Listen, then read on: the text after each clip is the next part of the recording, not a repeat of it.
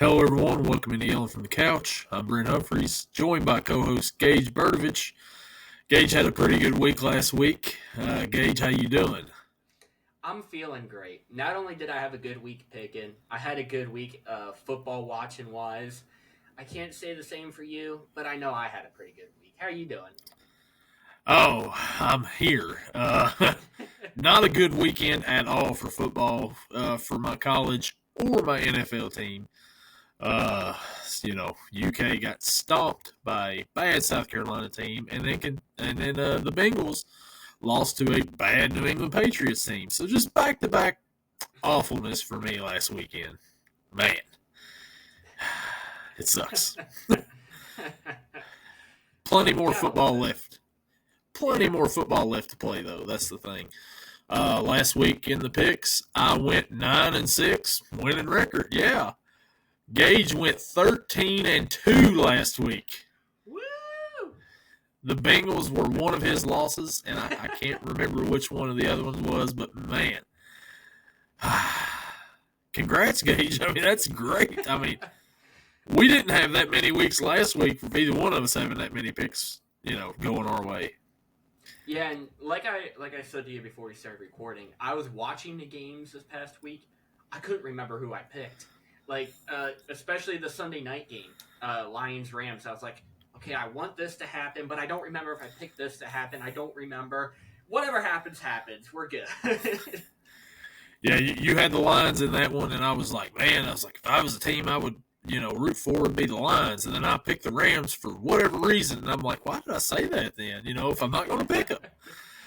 But, yeah, it's just stuff like that, man. I went back and listened to it, and I'm like, what was I doing? But, I picked the Packers last week. That one could have happened, but, Jordan Love went down, and he's going to be out for a few weeks.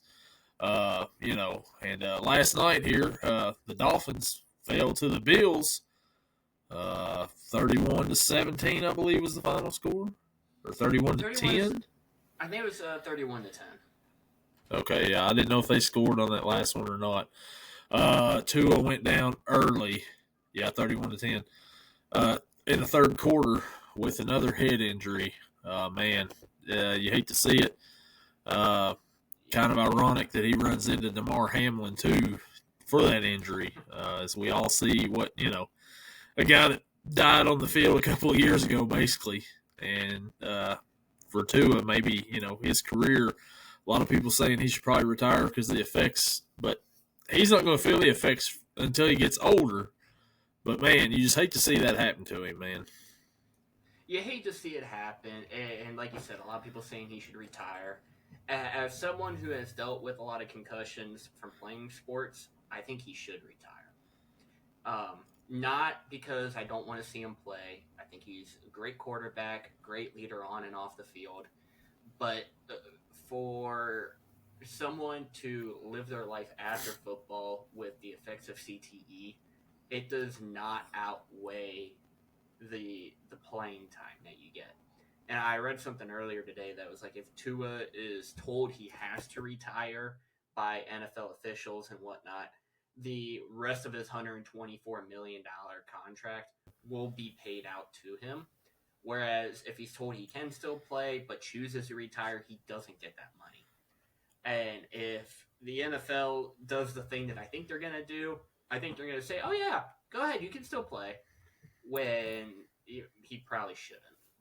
Now, that kind of puts the Dolphins in a little situation, and they need a quarterback. What do? Do they stick with Skylar Thompson? He didn't look that good last night, but he also hasn't gotten many reps.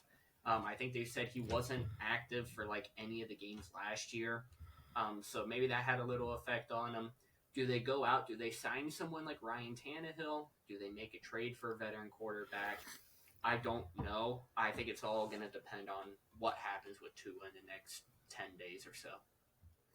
That'd be interesting if they were to bring back Ryan Tannehill. He started in Miami, and then went to Tennessee. But Skylar Thompson's probably not the answer. Like you said, he hasn't got enough reps. But what we've seen from him so far, he just doesn't seem to have it. He started that playoff game there a couple of years ago when Tua was out, and just wasn't very impressive at all. For Miami's sake, you just hope that he could.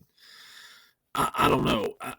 I think that it's probably best for him to step away, but also I know as a competitor, you want to be out on that field, and like I said, you're not going to feel the effects of it right now, but your quality of life later is probably going to really be messed up.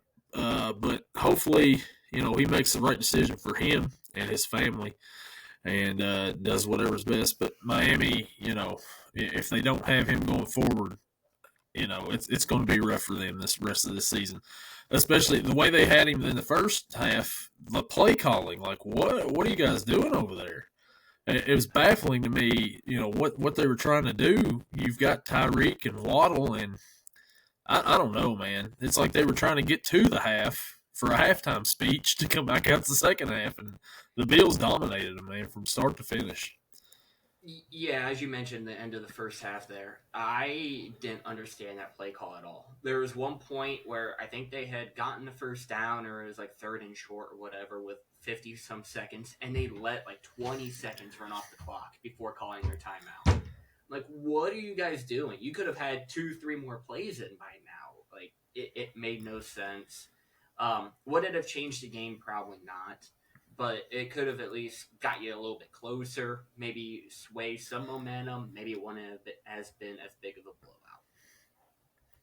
Yeah, what I was thinking of was I was thinking like Skylar Thompson came down and led him to a last-second touchdown, but that was actually Tyrod Taylor last Monday for the Jets when he took over for Aaron Rodgers against the San Francisco 49ers. I knew somebody had a garbage time touchdown in prime time, and it was Tyrod. Welcome back. Yeah, welcome back, Tyrod. Maybe Tyrod should be number 1 and Rodgers should be number 2. Rodgers and Wilson look pretty good on that second drive, I think, that the Jets have. But, man, other than that, it was kind of a rough night for them there for A-Rod's game back. Yeah, but how about on the other side of the ball, Jordan Mason stepping in for Christian McCaffrey and doing phenomenal. You would have thought this guy was a starter somewhere and just came to the 49ers this offseason. Averaged like over 5 yards a carry, had a touchdown. There was some stat about the amount of touches he had, like the tied for most in 49ers history or something like that. He did incredible against a Jets defense that we all thought was supposed to be above average. And with the thing with Mason starting, that made a lot of people angry. That may have had Christian McCaffrey on their fantasy team, where that wasn't announced until 90 minutes before kickoff that he's out. And then Jordan Mason comes out and says, "Yeah, I knew I was playing Friday." And then Kyle Shanahan's like, "No, he didn't. No, he didn't. You didn't know. He didn't know until the game time." And it's like, okay, something's up here. I don't know if the NFL is going to look into that or not, but kind of shady stuff there sounds like to me coming from San Francisco. But Jordan Mason stepped in and was awesome Monday night. He was the star of the game for sure in week 1 for the Niners. Oh, absolutely. And like you mentioned about fantasy teams, I may or may not have had Jordan Mason sitting on the bench because I didn't know if he was playing or not. If I knew he was going to play, I would have started him. But as I sat on my couch watching the game, I was like, well, he's going to make me regret this. He's going to make me regret not starting him. And sure enough, he did. Yeah, he sure did. What about those Cleveland Browns? Everybody high expectations. I may have even picked the Browns on this last week. I don't know if I did or not, but I don't know. I feel like I might have. Man, what a tail kicking they got last week from the Cowboys, and I loved it.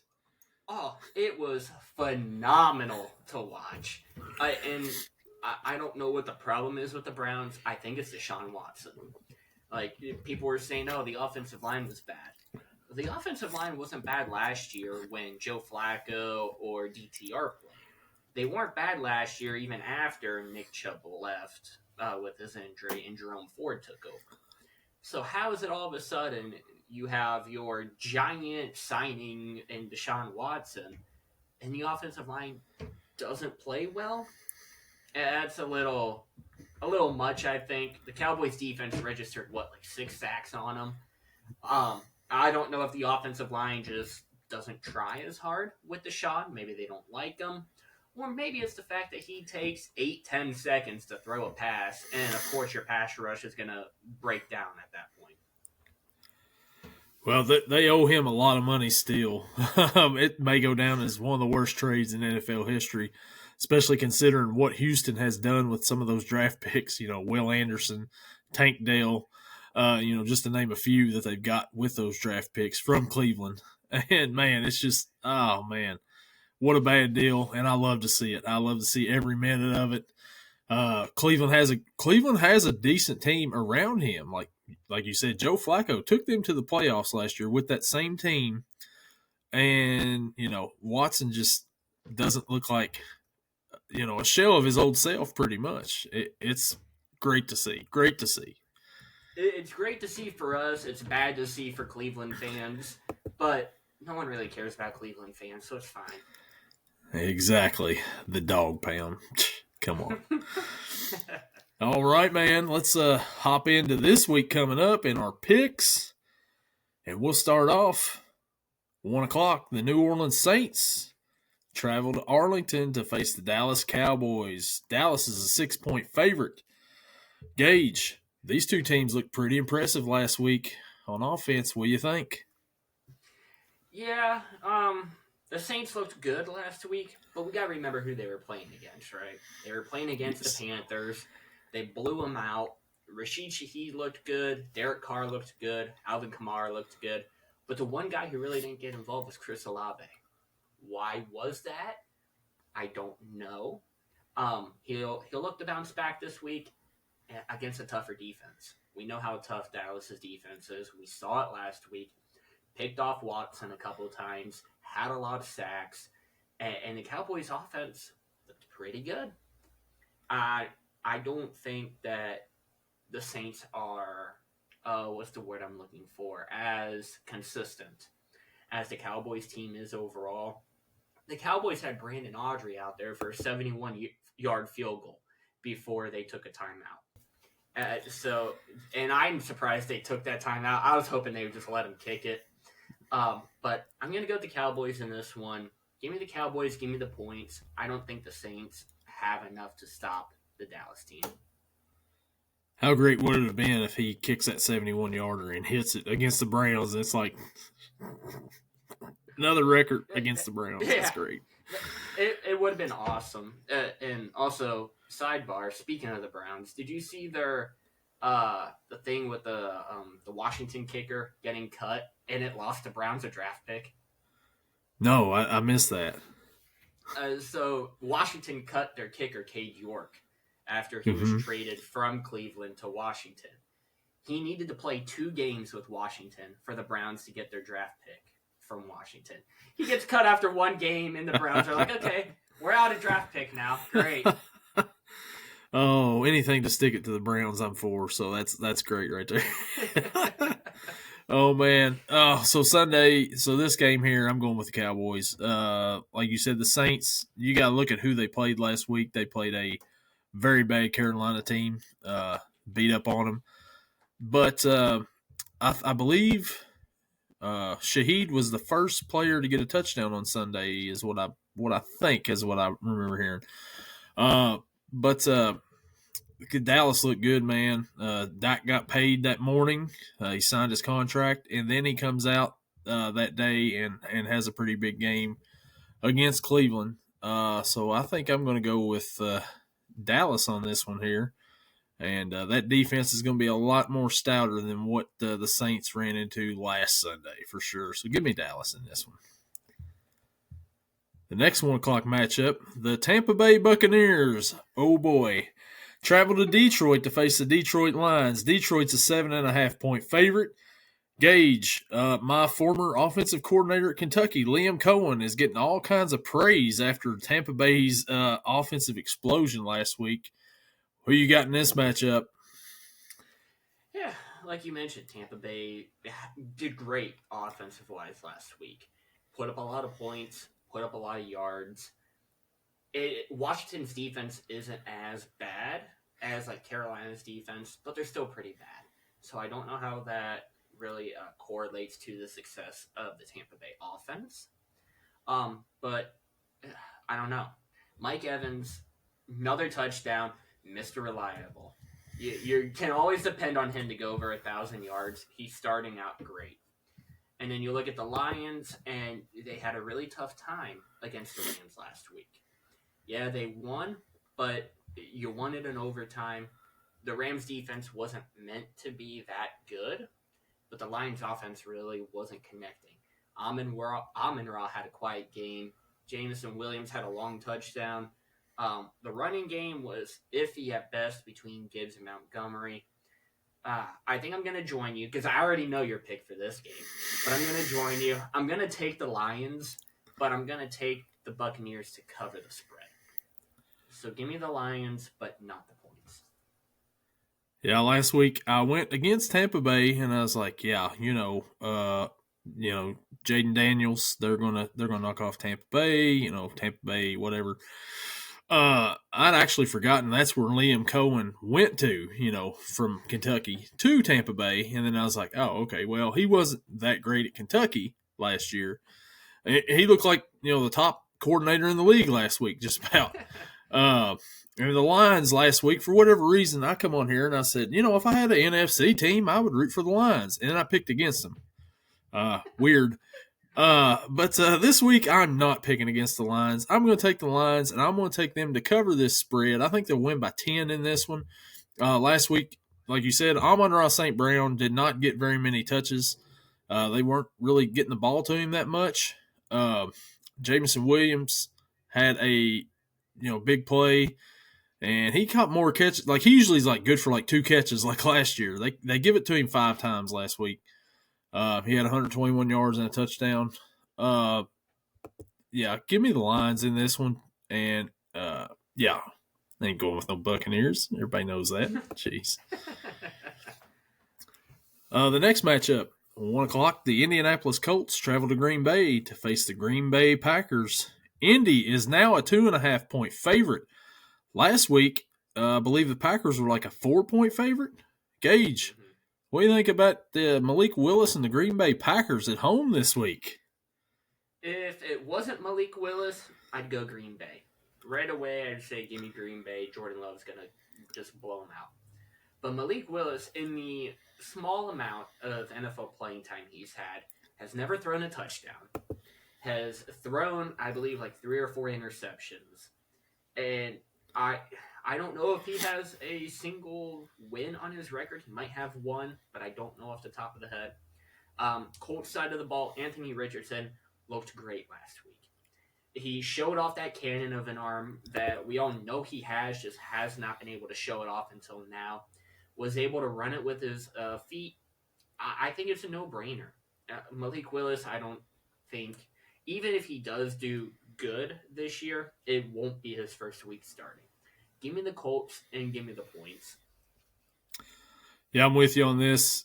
Totally opposite of Jordan Love's plan. Malik Willis just doesn't have the experience and is not very good to be starting in this league after being in here for 4 years, I believe now. And Anthony Richardson on the other side of the ball. Man, I come on here and I dogged him last week, and I've dogged him before. I'm like, man, I seen how he was in college. He's not that great. He's got a big arm. That's it. He's not going to live up to the potential. I believe I said this made me look like an idiot last week. Will Levis was the better quarterback than him. We'll talk about him after a while. But Anthony Richardson, man, just throwing bombs all over the place last week, man. 69 yards in the air. In the air to the end zone on target. Very impressive. I don't know if he'll be able to, he's going to make some bad decisions and stuff too throughout the year.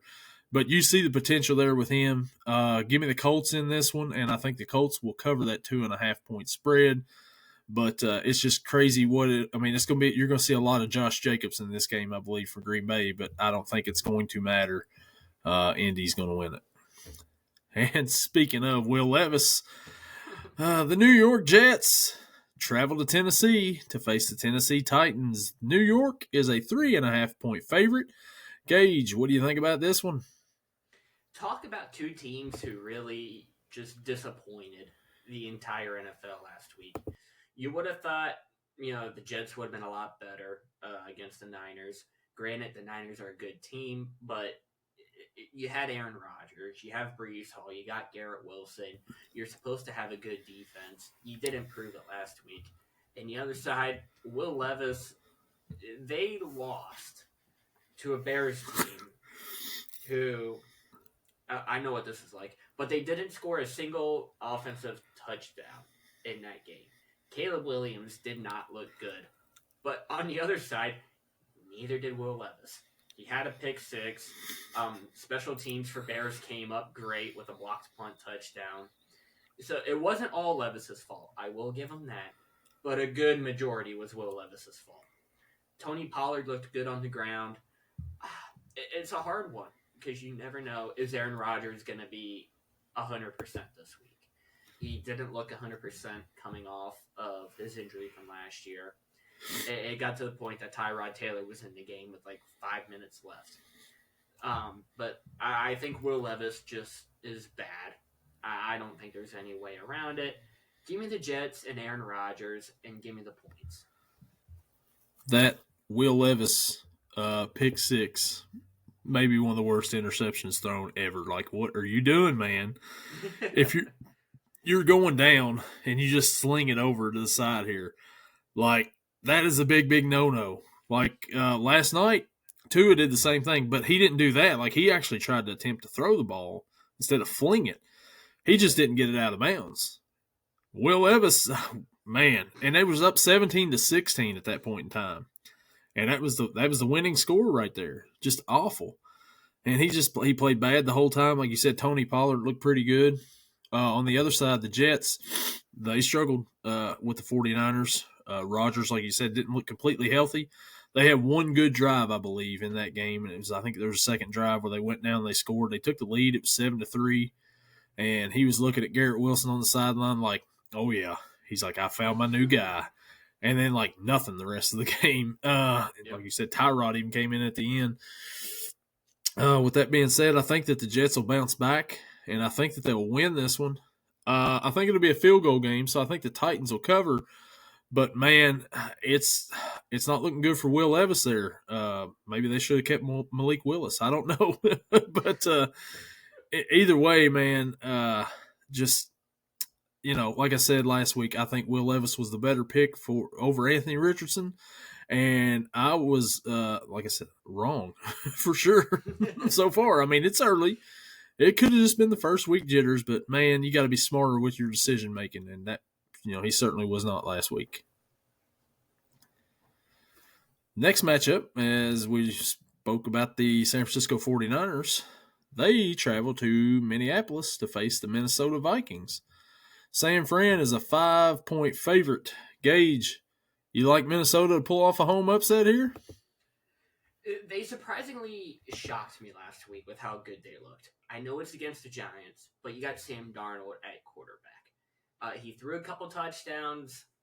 The defense played well. Had a pick six against Daniel Jones, which isn't that hard to do if I'm being honest. But I think the Niners team is just too good. Yeah, I don't care if they're traveling to Alaska. I would pick the 49ers. Give me the Niners in this one, and give me the points. Have you heard or anything? Is Christian McCaffrey playing? Is he still on the injury report? I think it's, quote, another game time decision. So Jordan Mason is probably starting, and he probably already knows that. But he knew last Friday. With the problem that McCaffrey has, it's going to be hard for them to even play him, especially early on in the season. I wouldn't risk it. You know how good that the rest of that team is, that you don't need McCaffrey out there. So I would say he's probably going to rest up for a couple weeks yet and then come out. So I think it's going to be Jordan Mason. Yeah, I don't think it really matters if it's Jordan Mason or if it's Christian McCaffrey. I think that San Francisco is going to win this game. Like you said, it didn't matter if they were traveling to Alaska or Minnesota or North Dakota, whatever. They're going to win this game. Jordan Mason had a big game last week. But the only question I have with this is Brandon Ayuk man, you're getting paid $30 million. You've got to come down with that ball in the end zone. You're getting paid to do that. He did not have a very good game last week. He didn't have very many targets, but when he did, he only made like 2 catches, I think it was, maybe 3. But, man, $30 million, I know they ran a lot with Jordan Mason, but, dude, that's in your hands. You got to catch it. You're getting paid for that. Come on now. Yeah, Purdy could not have made that any more of a better throw. It was awesome.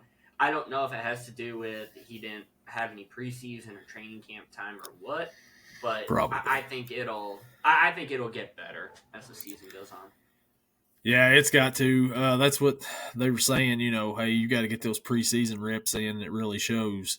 And as a Bengals fan, I know all about not getting the preseason reps, and it's showing. But anyways, the next 1 o'clock matchup, the Seattle Seahawks travel to Foxborough to face the New England Patriots, who are 1-0 this season after an upset. Seattle's a 3.5-point favorite. Gage, do you like the Patriots to continue their winning ways? I think last week was a fluke for the Patriots. Taking down some AFC North team. I don't want to name teams, but Jacoby Brissett can't hold up. When you look at the stats, Jacoby didn't have that good of a game. I don't remember the stats off the top of my head, but I know fantasy point wise, he only had like 8 points. Not a lot to go with. Ramondre Stevenson didn't have that bad of a game, I don't think. So that's going to be who they rely on, I think, a lot in this game. But Seattle just has too much. You got between Geno, who proved last week he could still run like a 37, 34-yard touchdown scramble, basically going untouched. You still got DK. You still got Tyler Lockett. Still got Kenneth Walker. Zach Charbonnet had a long touchdown catch. I'm going to take Seattle in this one, and I'm definitely going to take the points. I think it'll be more like a touchdown game.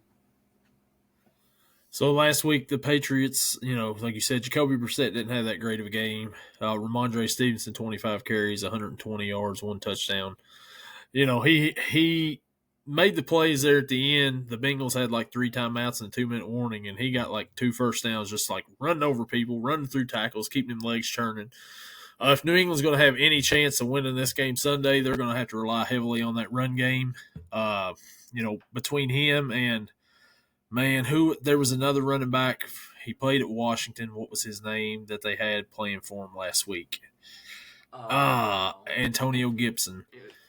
Yeah. So those 2 guys, they're going to have to rely heavily on for them. I don't think it's going to happen, though, because I think Seattle's got too much. You got Geno Smith, you got Mr. Reliable Tyler Lockett out there who just, seems to catch everything over his way and, can be anywhere on the field. Give me Seattle in this, and I think Seattle will cover. And like you said, the Patriots, that's a fluke last week, and they're not going to win many games this year after that first one there. So, give me Seattle. The next 1 o'clock matchup, the snooze fest of the week. Oh, wait a minute, hold up. The New York Football Giants with their Montreal Canadian jerseys last week. Did you see those things? Travel to Washington to face the Washington Commanders. Washington's a 1.5-point favorite. Gage, what do you think about Daniel Jones and the boys? You think they can pull off a road upset? No. Very slightly, no. Kayvon Thibodeau came out this week and said that when it comes to Washington, they don't really feel like a rivalry. When it comes to football, you really don't feel like a football team, Giants. So I don't know what that was about. Your team sucks. Washington's bad, but they're not as bad as the Giants. I'm surprised it's only 1.5 points. Not much said. Jaden Daniels looks good with his legs last week. I think it's going to improve. Washington came out this week and said they don't want to use him that much unless they absolutely have to with his legs, but it looks like they're going to have to.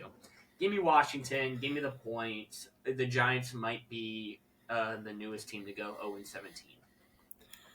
0-17. So did you like those New York jerseys that they had last week? They were awful. I looked at it, I'm like, this is the Giants? Like, what is going on? And then I turned it because I saw a score.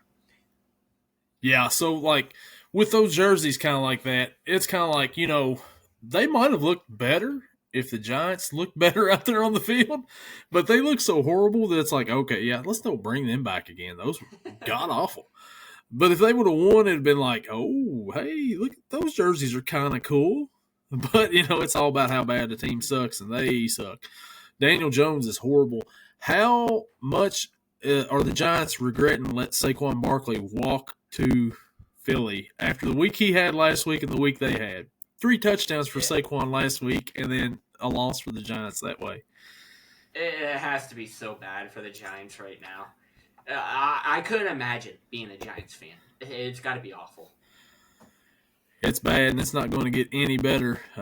They signed Daniel Jones last year. I think this might be the last year, though. I think they might have an option for him, maybe. I think I heard somewhere. But anyways, they did give him another deal. But without Saquon there, it's not helping anything. Jaden Daniels, like you said, looked pretty good last week running the ball. We'll see how he is throwing the ball. But I think that they'll win because I think that they'll win on behind his legs in this one. So give me the Commanders. Give me the Commanders to cover that 1.5 point spread. The next matchup, Jim Harbaugh leads his 1-0 Chargers after their win last week into Charlotte to face the Carolina Panthers. LA is a 5-point favorite. Gage, what do you think about the Chargers and their new running attack? We talked about how bad the Panthers looked, but we didn't talk about how, I'm going to call it bad, how bad the Chargers looked. Especially in the first half. Justin Herbert, I don't know what's going on with him. I believe he had a 5,000-yard passing season, like 1 year in his career. And outside of that, there's been nothing. You've had great weapons. You've had Keenan Allen. You've had Mike Williams. You've had Austin Eckler. Now they're all gone. And now you got J.K. Dobbins, who, phenomenal game. Gus Edwards, who, awful game. Quentin Johnston and Ladd McConkey are your top wide receivers, and there's nothing that's been proven yet. Luckily for them, they're going against the Panthers. Panthers are just bad. So if it was any other team, I would go against the Chargers. But it's the Panthers. Give me the Chargers. It's kind of a lot of points, but I'll take the points. Yeah, Chargers, points. Let's go. Yeah, I'm with you here. I think the Chargers win. I think they cover this. J.K. Dobbins, 135 yards, 1 touchdown in his Charger debut. With Herbert, man, like I remember when he was a rookie, him and Burrow came out the same year, and like Justin Herbert rookie cards were going insane because people were like, okay, this is the best quarterback in the class, bar none. And I'm like, well, Burrow got hurt. We'll see. Next year, Burrow leads the team to the Super Bowl, and it's like, how many playoff wins does Herbert have again? Oh, yeah, that's right. But now, with Harbaugh in there, Harbaugh wants to, as weird as it is for a former quarterback, he wants to run the ball. And that's what they're going to do. They're not going to pass the ball a whole lot. I don't see Herbert getting any more 5,000-yard seasons anymore under Harbaugh. But Bryce Young, man, last week, I don't know if it's him. I don't think it's him. I think it's everything else around him. 2 picks last week. He really doesn't have much of a chance there in Carolina. And he's not going to have much of a chance this week either. Give me the Chargers for the win and the cover. Next 1 o'clock matchup. Those Cleveland Browns head to Jacksonville to face the Jacksonville Jaguars. Jacksonville's a 3-point favorite. Gage, you like the Browns to have a bounce back this week? God, it's hard to say. Because you look at the Jaguars, you don't know what team is going to show up. Right? Trevor Lawrence, he's had great games, he's had awful games. Travis Etienne, he's had great games, he's had awful games. Defensive-wise, Jaguars aren't that bad. They held the Dolphins last week to, I think it was 17 points with a full healthy Tua. And there's not much more to say about that team. they're average. You can always expect them to go 8-9, 9-8, 10-7. Maybe they make the playoffs, maybe they don't. So like I said, you don't know what team's gonna show up. The other side, the Cleveland Browns, Deshaun Watson, besides for just absolutely being awful last week, has had another lawsuit allegation come out against him this week. Is that going to affect his mindset? Probably not. He should be used to it by now. But I think he's still going to be bad. Jerome Ford got a garbage time touchdown, but outside of that garbage time, he wasn't good. And that's the Jerome Ford way. I don't like him as a player. I don't think he's that good. People may feel otherwise. Amari Cooper didn't do much last week. I think he might have had 2 catches. David Njoku, he's going to be out, I believe. And I can't think of the tight end's name who's going to take over for it. But how's that going to affect it? I don't think Cleveland's going to put on a good show. Give me Jacksonville. Give me the points. And let's hope that the dog pound goes home unhappy. I'm going to take Jacksonville on this one, too. They played Miami pretty close. Maybe should have, could have beat them. But they, like you said, they're about middle of the pack every year. You can just guarantee anywhere from 7 to 10 wins for Jacksonville.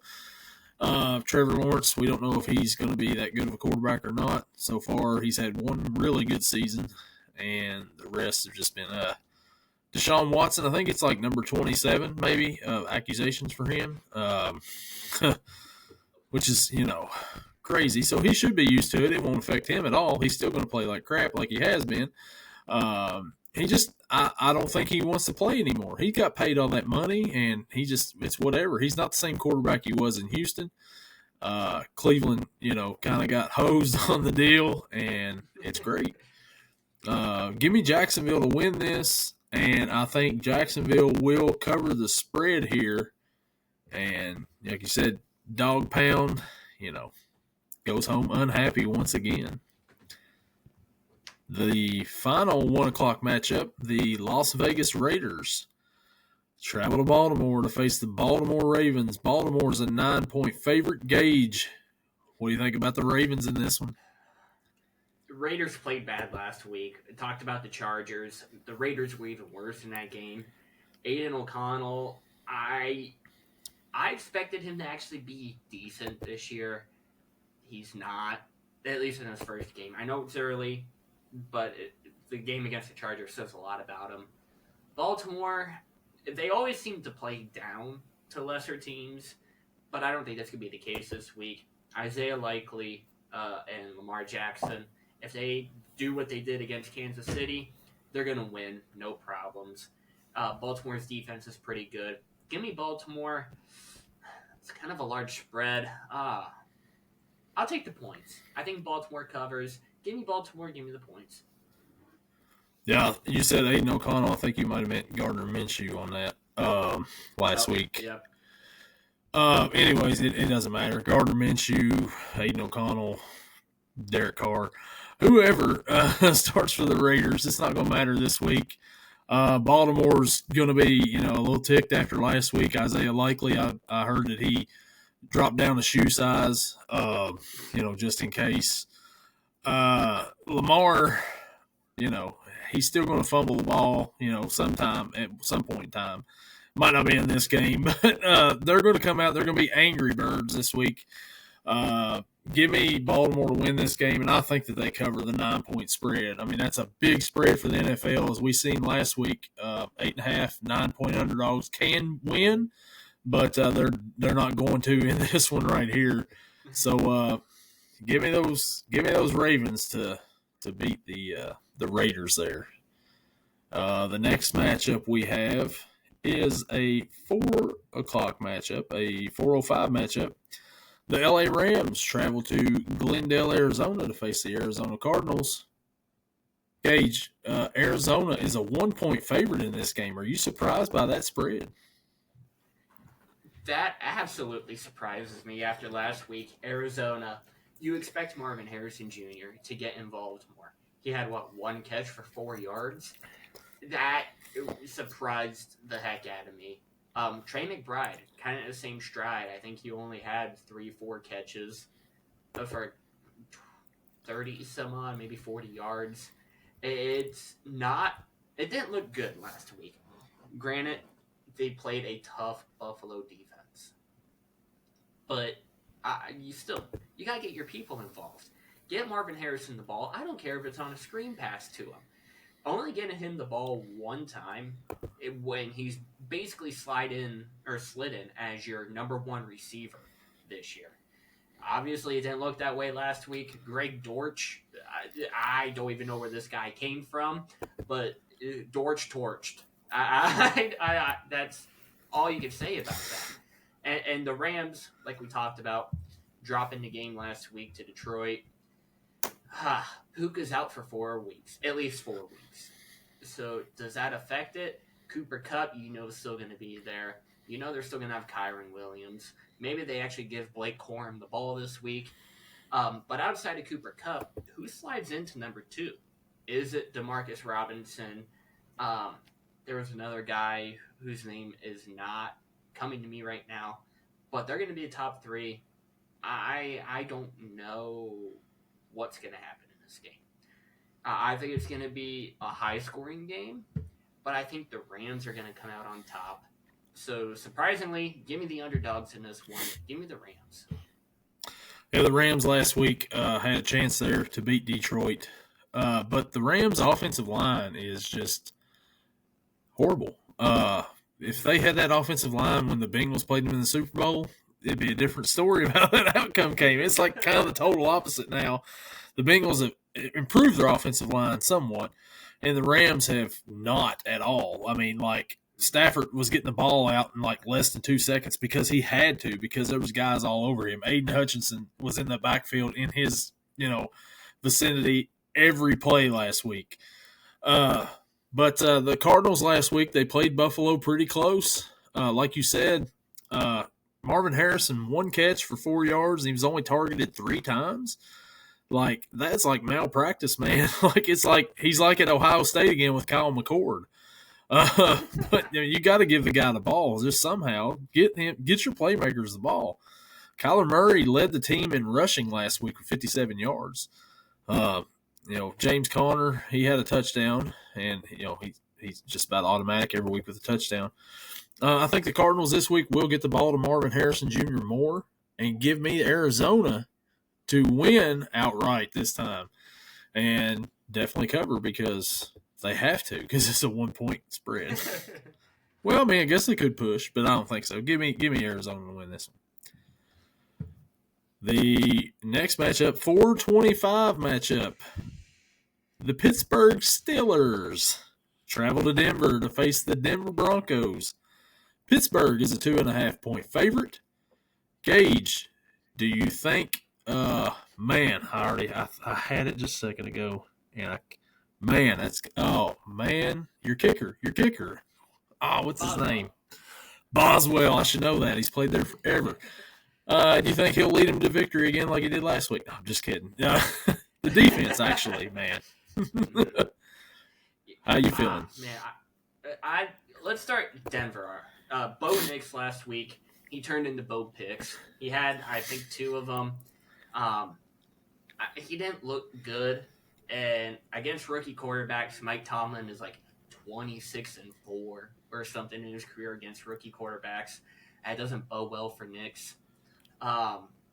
Pittsburgh side, Russell Wilson is still questionable. I was hoping he'd be able to play this game against his former team. Be a Russell Wilson revenge game after the Arthur Smith revenge game last week. No offensive touchdowns, but the defense and Chris Boswell played phenomenal. Picked off Kirk Cousins twice. TJ Watt had a sack, should have had 3. A fumble recovery for him. Fields played good when he had to. The end of the first half, there's very little quarterbacks who can make the throw that he did. Roll into his left, throw the ball across field like 40 yards to the other side. George Pickens almost screwed it up by not getting out of bounds, but luckily he did. Let Chris Boswell go out there and hit 3 before the half. Like I mentioned, the defense, TJ Watt, Alex Highsmith, Cam Hayward up front. They all played phenomenal. And then in the secondary, Minka was all over the place, even doing the dirty work, getting up there in the run game, stopping Bijan.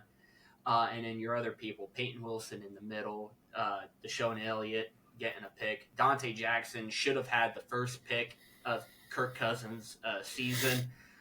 He had a pass that hit right off his face. I don't know how you dropped that, but still ended up with a second pick. I think Fields comes out, plays a better game this week. I think the offense actually scores touchdowns. The only real worry in the Broncos defense is Pat Surtain covering George Pickens one-on-one. That's going to be fun to watch. And then in the middle, Alex Singleton. But besides for that, I think they'll be able to pick them apart a little bit. I don't want to sound greedy, but give me Pittsburgh. Give me the points. I think it's going to be a Russell Wilson revenge game without Russell Wilson actually playing. Yeah, Pittsburgh last week, they, 6 field goals for Boswell. But the offense, they couldn't get a touchdown or anything. But the defense, man, the defense was awesome for Pittsburgh in that game against Atlanta. TJ Watt, of course, he's everywhere. Denver last week, they played Seattle pretty close, but they didn't put up a ton of yards or nothing either. They weren't real impressive, like you said, Bo Picks over there. But man, they turned the ball over several times. I think that, like you said, Tomlin, they're going to have a field day this week with Bo Nix at quarterback over there. That defense is, got to be ready to get after him. This could have been like the Russell Wilson Bowl, like we was talking last week with Seattle versus Denver. It's kind of weird. They played each other last week, and now this week it's Denver and Pittsburgh. So it's like, all the Russell Wilson teams are playing like each other in the first couple of weeks. If only Pittsburgh was playing Seattle next week, he would have it all covered right there, But give me Pittsburgh in this one. I think that they'll win this game, and I think that they'll cover that spread. They'll probably win by more than that, I believe.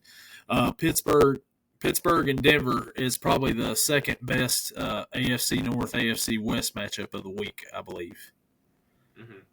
Oh, absolutely. No, I know where you're going with that, and I have to agree. Which brings us to the 425 National Game of the Week. On just the CBS National Game of the Week. Okay, anyways, it's the Cincinnati Bengals traveling to Kansas City to face the Kansas City Chiefs. Kansas City is a 6-point favorite. Jamar Chase has already started the trash talking. Gage, what do you think about this matchup right here? Jamar Chase with his trash talking.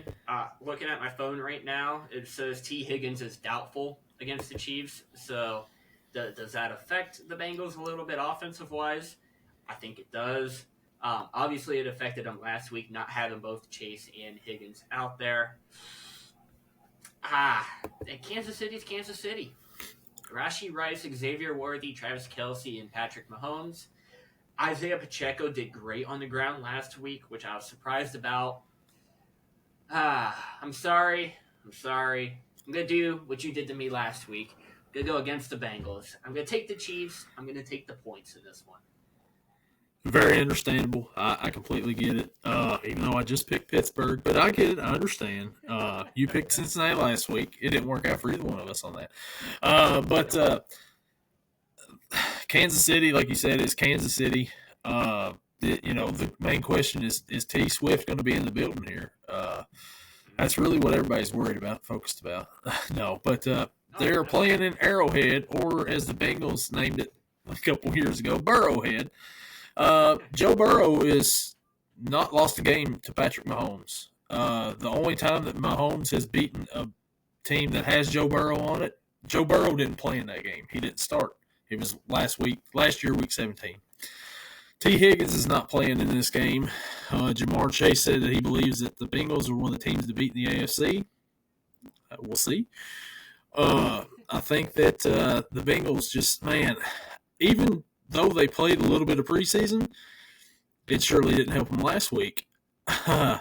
Just beating yourself, they lost to New England, but they've got plenty of blame on themselves here to go around. 3 turnovers. You have Tanner Hudson taking the ball and trying to, I don't know what he was doing, at the 2-yard line trying to reach over the goal line, gets punched out. Like, man, you got to secure it and go down. Mike Gesicki got that touchdown called back that he had. Joe Burrow fumbles the ball. You can't expect to win in this league no matter who you're playing if you turn the ball over that many times. That being said, man, Kansas City just looked great last week. They got a star in the making in Xavier Worthy, fastest 40 time at the combine. Rashee Rice had a big game, but I'm going with the upset pick here. Give me the Bengals to bounce back, even though this is the second week, and in week 2 games under Zach Taylor, the Bengals are 1-8. This will be their second win. Hooday, let's go. Oh, wow. Oh, man. I like how the Bengals are the team to beat after just losing to New England. Like, okay, Chase, calm down a little bit. Yeah. You talk all that. You talk all that noise. You better get out there and back it up this week. Then, Oh yeah. I mean, if they lose New England last week, they come out and they beat the Chiefs this week. Be like, okay, all right, flukes happen. But if they come out and they get pounded by the Chiefs, be like, all right, maybe we should just stop talking. Just stop. Yeah. Let's sign Chase and let's just not be in the media. Yeah, let's sign Chase and, don't make any more headlines like going to the game and getting arrested like another receiver before the game. We didn't even talk about that yet. How crazy of a story was that, man? For him to still be able to play. Play good.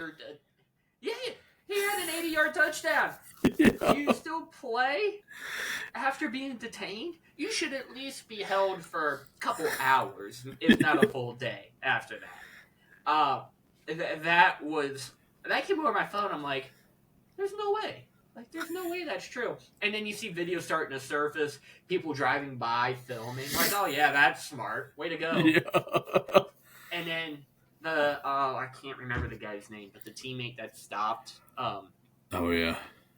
Oh, my God, I can't remember his name. It was a lineman, wasn't it? Yeah. I think so. I can't remember who it was. But, and they're telling him, you can't park here. And he's like, well, we got to get Tyreek over to the stadium. That was just insane. Yeah. Especially 3 hours before game time like that. And, like, if you got on Twitter or anything last night during the game, they were like, well, maybe he should have got detained before this game too, because he had a pretty bad game. Maybe that motivated him the other day. I don't know, but what a crazy story to start the first week of the NFL. It's like, well, breaking news: Dak Prescott has signed a deal, and it's like, okay, well, that's pretty big news for Tyreek gets detained. Wait, what? Game day? Wow. Yeah, it's like I woke up to my phone to all those notifications, and I texted my one friend. I was like, Dak extended, Tyreek detained, still able to play. I don't know what's going on. This is a wild week 1 script. Yeah, already, like, the script writers are coming out firing, aren't they? Oh, man. I can't wait to see what's coming for week 2. Shoo. Yeah. Oh, the Sunday night matchup. The Chicago Bears travel to Houston to face the Houston Texans. Houston's a 6.5-point favorite. Gage, do you like the Bears to pull off the upset with that great offensive performance that they had last week against the Titans? Horrible offensive performance. Keenan Allen, Rome Odunze, both questionable for this week. I expect Odunze at least to not play. Keenan, I don't know. It's going to be hard. Against a Houston team led by C.J. Stroud, behind Nico Collins, 100-plus yard performance last week. Stephon Diggs, 2 touchdowns. I don't think there's any way, unless the Bears' defense comes up scoring touchdowns on defense, special teams, because we know that Caleb Williams can't do it himself. as much like I want to put all my faith into the Bears this week. For whatever reason, there's just like this little thing inside my head that's like, oh, Bears are gonna win. They're gonna pull out an upset. I can't say it though. I can't say that the Bears are gonna win. Give me the Texans. Give me the points. If anything, it'll probably be like a two-score game, two possession, and probably a two-touchdown game at that point. Yeah, last week the Bears, Caleb Williams had 93 yards passing. It wasn't completely all his fault. There were some passes dropped. Keenan Allen dropped a pass. Dunze dropped some too. DeAndre Swift really didn't get things going.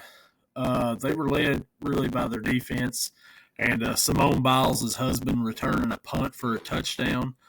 And then Houston, on the other hand, they had who did they play again? Houston? Oh, boy. Oh, man, that's pretty bad. Can't even remember who Houston played. Wow. The Colts. They played the Colts because they were C.J. Stroud and Anthony Richardson were trading bombs down the field there at one point in time, showing off the arm strength. I think that Texans are the better team. Joe Mixon had a pretty good game last week. Oh, man. Yeah, that hurts. Give me Houston to win this one. I think that they'll cover it 6.5. The Bears, like you said, if they don't have Keenan Allen or Odunze, I mean, who's he really throwing to? Cole Kmet, DeAndre Swift, maybe. But that defense is pretty decent. But I think the Houston's got too much firepower for them. Give me the Texans to win this game and give me the Texans to cover. And that leads us, yeah. I'm sure the Bengals could use some sort of running back, like in Joe Mixon. I don't know. Yeah, crazy. I mean, if only they could have had that guy, right? Man, it's crazy. So that'll lead us to Monday Night Football. The Atlanta Falcons travel to Philly to face the Philadelphia Eagles. Philly is a 6.5-point favorite. Gage, you like Kirk Cousins and the boys to bounce back on Monday night in this Battle of the Birds? It's going back and forth in my mind right now. Like, after seeing Kirk Cousins last week not playing good against Pittsburgh, does he turn it around? Because we know Kirk Cousins can be pretty good. We know he can be turnover free. But who is he really throwing to? He's got Kyle Pitts. Drake London was held silent last week. I'm trying to think who it was that scored a touchdown. I think it was Darnell Mooney was the wide open touchdown for the Falcons. You still got Bijan, who showed last week he's a great player. In the Falcons' defense, they held Pittsburgh to 6 field goals. Yeah, they lost, but they didn't allow a single touchdown. Philly, man, as much as I hate Philly, they still did good, right? A.J. Brown, oh my God, I can't think of the Devonta Smith. That's who I'm trying to think of. They both played well. Jalen Hurts, I mean, he had a couple turnovers, but it didn't affect the game. Man, I don't know who to pick for this one. You know what? It's the last pick of the week. Let's have some fun. The upset pick of the week for me. Give me Atlanta on this one, and of course, being the underdogs, they'll cover. Oh, man. Atlanta last week, like you said, they held Pittsburgh to 6 field goals. Kirk Cousins, I don't know if he's completely all the way back yet. I don't know if he doesn't have a lot of weapons to work with. Bijan Robinson in the backfield, pretty good running back. Philly, on the other hand, they had a very entertaining game against the Green Bay Packers on a very sloppy, not real playable NFL field in Brazil. Not an NFL field is what I mean. In Brazil, Hurts threw for 2 picks. He didn't really scramble a whole lot last week. He had 33 yards, but Saquon, man, was the story. 3 touchdowns overall, 2 on the ground, 1 in the air. A.J. Brown, 119 yards and a touchdown. I think there's just too much here for for Atlanta to overcome in this one. Give me the Eagles in this one to win on Monday night and go into week 3 with undefeated 2-0. Yeah. Give me the Eagles. Fly, Eagles, fly. And I'll give Atlanta the cover. I'll give Atlanta the cover. Oh, all Yeah. right. It'll be closer than what everybody thinks. I think the one thing that's going to affect Atlanta, especially this week, maybe for the entire season, last week, one thing that I didn't see out of Kirk Cousins was any under center plays. I don't think he went under center one time, and that took away the play action. Do they go more to that play action, more under center this week, or do they not? Is Kirk not 100%? There's a lot of questions that need to be answered with that Falcons team. I just hope that they pull up the upset. Also, I seen somewhere where Kirk Cousins did not attempt to pass over 20 yards last week in the game against Pittsburgh. Now, is that Pittsburgh's defense? Quite possibly could be. So we'll see if he tries anything downfield. Is it also the fact that he doesn't really have a number one receiver that can go over the top like that? We'll see. But it'll be interesting to see how that game goes there for Monday night. But, yeah, I think Philly's got it. I think it's going to be a good week of football. I'm excited. Any week's a good week of football until, your team gets beat to a team they should have beaten in embarrassing fashion. But, it happens. There's plenty of football left. We got 16 more of these games to go, so let's have fun.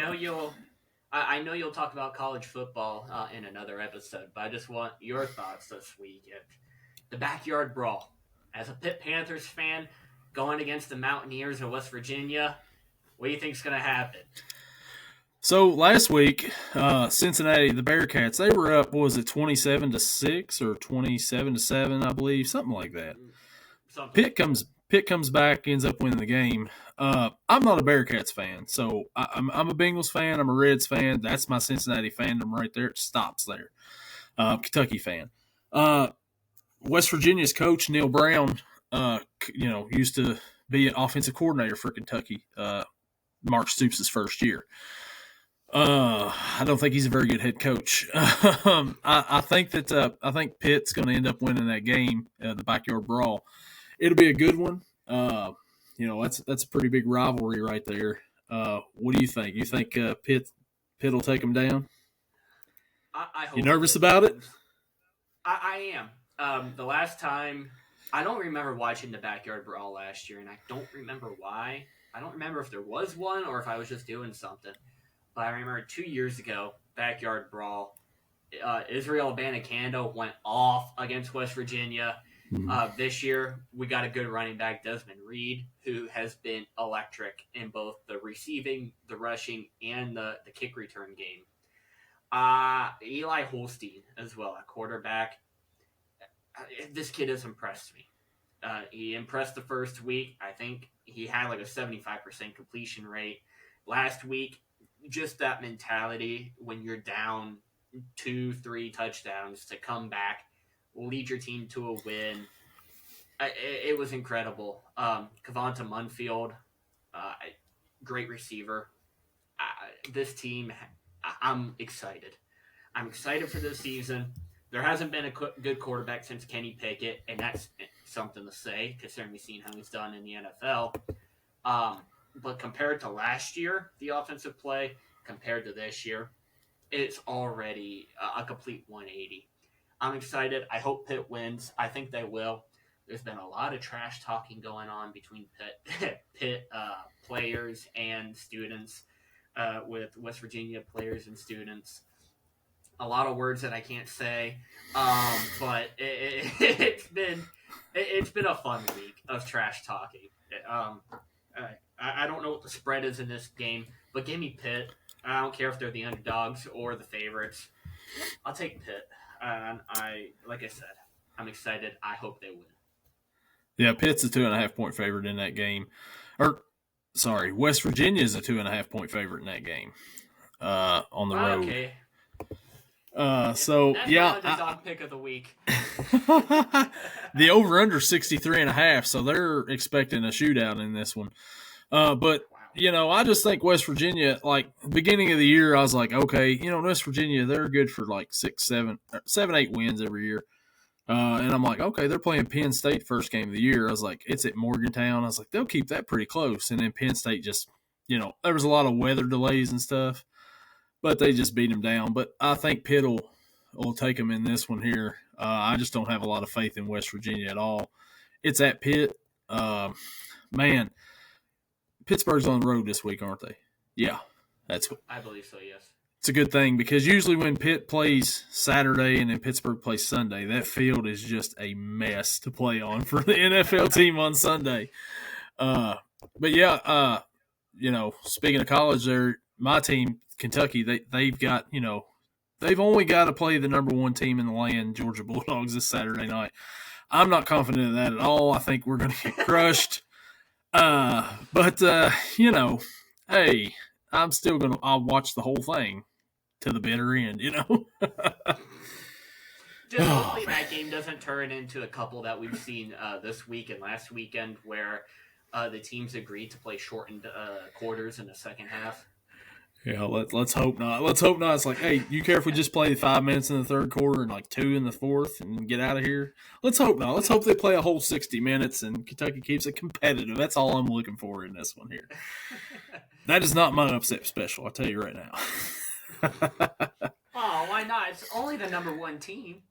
Only the number one team. Well, that'll do it for this week, man. Ready for some good football coming up this week, and we'll be back next week with our Week 3 picks. And we'll see you. See ya.